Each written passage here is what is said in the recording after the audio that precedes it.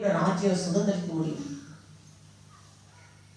இப்படிப்பட்ட வாழ்க்கை வாழ்ந்தாதான் இருதயத்தை கடினப்படுத்தக்கூடாது. பயந்து இருக்கணும். ஜபத்துக்கு வரணுமே பயந்து இருக்கணும்.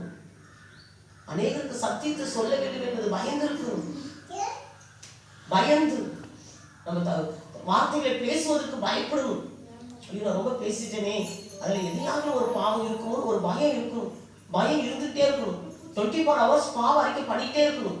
24 hours ஒரு ஜெபம் பண்றது கொண்டு ஒரு பாவ அறிக்கை.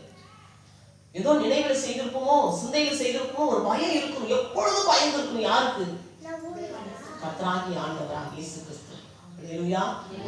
கர்த்தருடைய பிள்ளைகளே, மனிதனுக்கு நாம் பயப்படுகிறோம், உறவுகளுக்கு நாம் பயப்படுகிறோம், ஊர் ஜனங்களுக்கு பயப்படும், அதிகாரிகளுக்கு பயப்படுகிறோம். தன்னை படைத்த தெய்வத்துக்கு நாம் பயப்படுவது கிடையாது.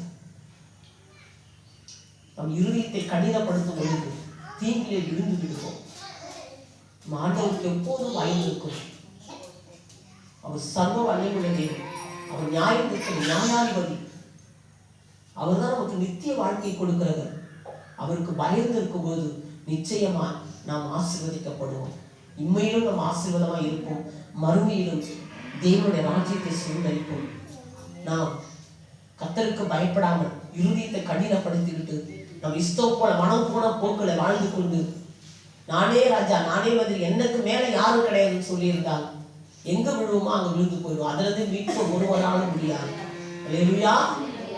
ஒவ்வொரு நல்லா இருக்கும் போதே ரொம்ப ஜாக்கிரதையா நடந்து கொள்ளுங்க. தேவன் நம்மை ஆசீர்வதிப்பார். அல்லேலூயா. எல்லாரும் படிக்கிறோம்.